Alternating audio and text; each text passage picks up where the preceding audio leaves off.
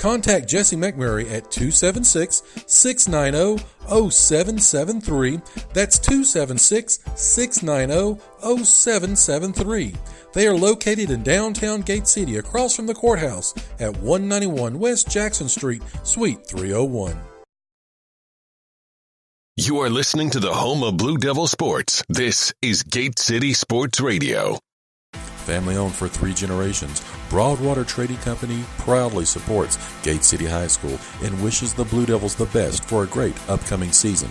Broadwater Trading Company is your local steel dealer, and they've got chainsaws, blowers, trimmers, outdoor power equipment, and much, much more, including farm equipment and supplies. So go by and see them today at 297 West Water Street, or give them a call at 386-6811. Again, that's 386-6811.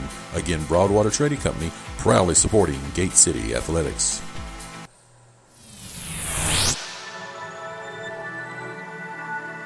You are listening to the home of Blue Devil Sports. This is Gate City Sports Radio.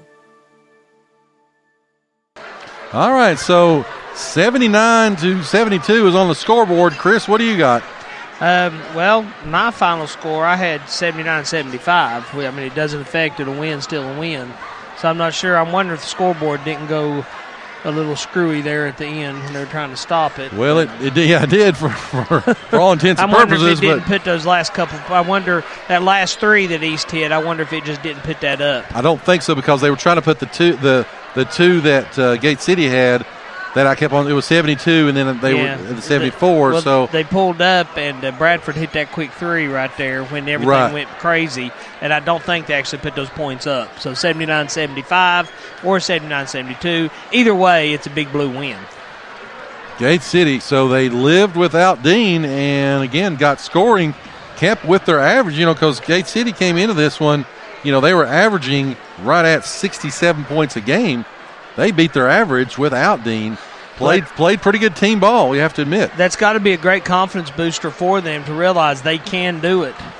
Well, and as you go through here, it's got to be uplifting for some of these role players. Again, you talk about a Hensley, you talk about a David George. I mean, in some of these, but I won't steal your thunder. Take us to Statland. Well, thank you, Joe.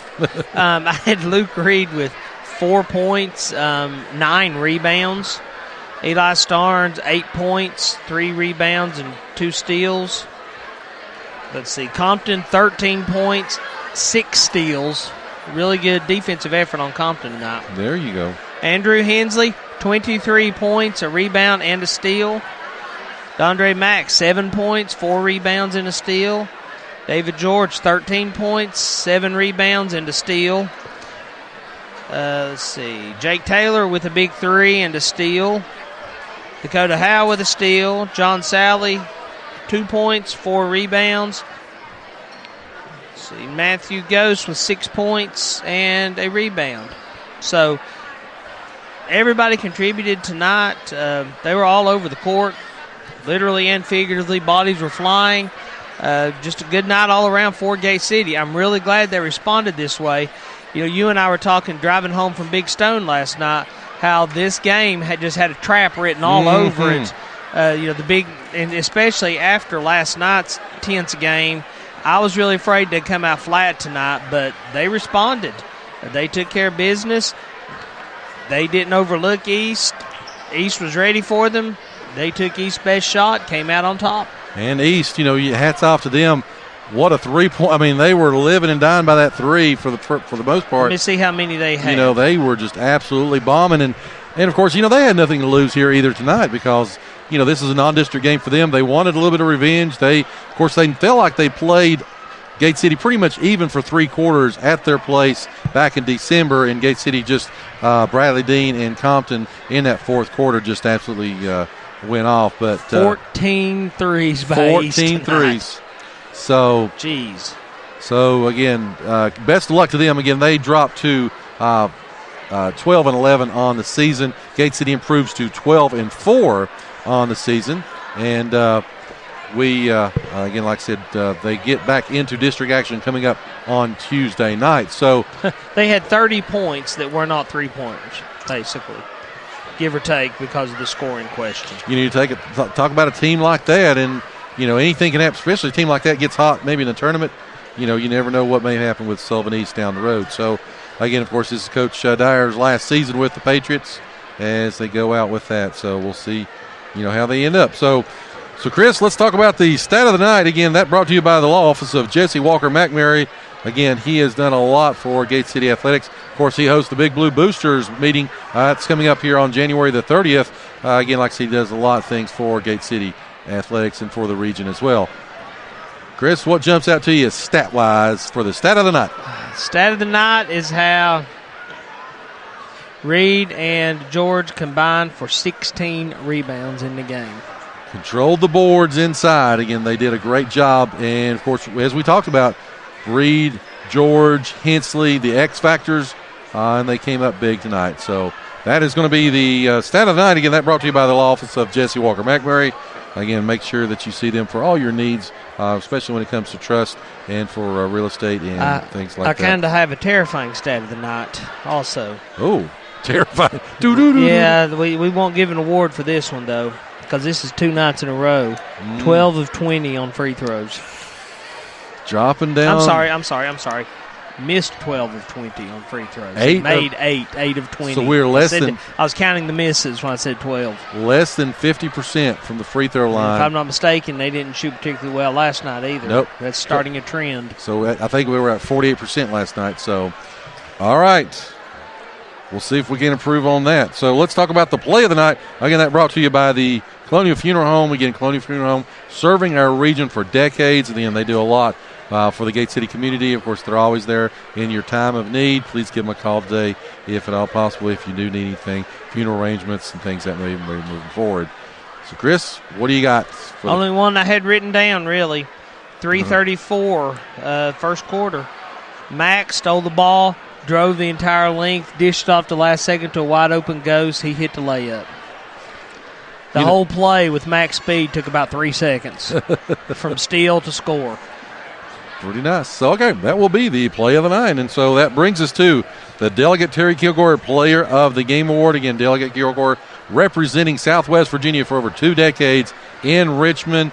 And, of course, they are in a legislative session as of right now. So talk to us a little bit, Chris, about the Player of the Game. I want to go back to the precedent that was set in the girls, in which you have allowed co-players of the game. Oh, okay. Andrew Hensley, 23 points. David George, 13 points, 7 rebounds, and a steal. That is a very good duo. And, again, everybody's stepping up, and, of course, those two especially. They are going to be our Delegate Terry Kilgore Players of the Game. Of course, make sure you stay with us, as next week we'll also release the Player of the Week award that brought to you by the Virginia Farm Bureau of Scott County. So, again, we take that from the Delegate Terry Kilgore Player of the Games, and, of course, that feeds into the Players of the Week. So, Chris, got to feel good. Again, like I said, the ladies, even though they came up short, it was still a good ball game. They played, of course, without 2 of their key stoppers to a good Sullivan East team and fell only by 4 in overtime. And in the boys, without Dean tonight, played well. I feel better about tonight's win than last night's, I'll tell you that for sure. Yeah, I do too. It's a lot of things, a lot of good things tonight. And again, hats off to Sullivan East. They really came in here and played hard, played well. So we will be back on the air on Tuesday night again as we travel to Bristol to Battle Hill, as Gate City will be taking on John Battle. Again, the boys and the girls games. We will have those live varsity contests. And then, of course, next Friday night we'll be back here for homecoming. And then the boys next Saturday night at Chris's home away from home in Johnson City, Tennessee. So, Chris, final thoughts as we sign off? You're going to give people the wrong impression of me. Well, yeah. That's your life goal. No, great win tonight. Absolutely great win by the boys. No letdown, no overlooking the trap. I think is a confidence builder to play without Dean that well. That many people all stepped up together. Fantastic job tonight. Good game, good overall effort again. So we will be back in the air on Tuesday night. So for Mr. Carr and for Mr. Emery Carter, This is Joe Carter. You are listening to the home of Blue Devil Sports. This is Gate City Sports Radio. Thanks for listening. We hope you enjoyed the show.